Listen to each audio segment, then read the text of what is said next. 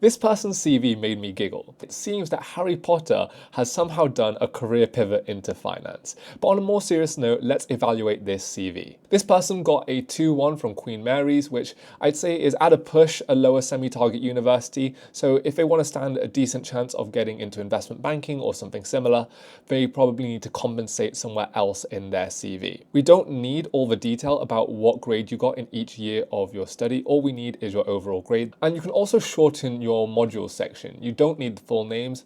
You can just keep it to the modules you got really high scores in. Remember, if you want me to review your CV completely for free, all you need to do is follow this page, like this video, and then head to the link in the bio where you can submit your anonymized CV. In terms of A-levels, honestly, this person's A-levels were so long ago now that I'm not sure if they even need to include it in their CV. But if they do, they should include the subjects that they studied, and they can also get rid of that little convoluted stat at the end of that sentence. The person's experience section, however, is really good. They've got 3 bits of work experience that are all directly related to finance. I would, however, consider using some slightly different word choices to give those bullet points even more punch.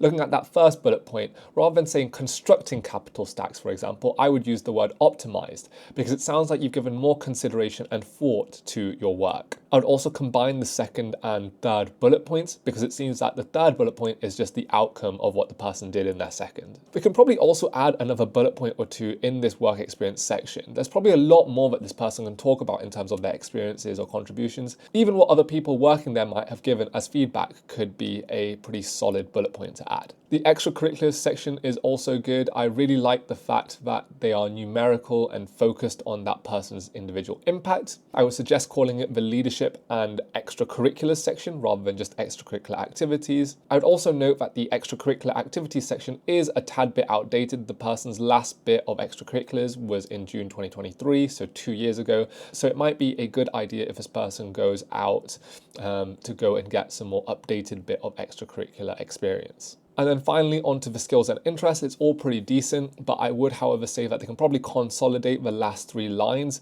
just call it interests, and then within that have music, sport, and travel as items within a list.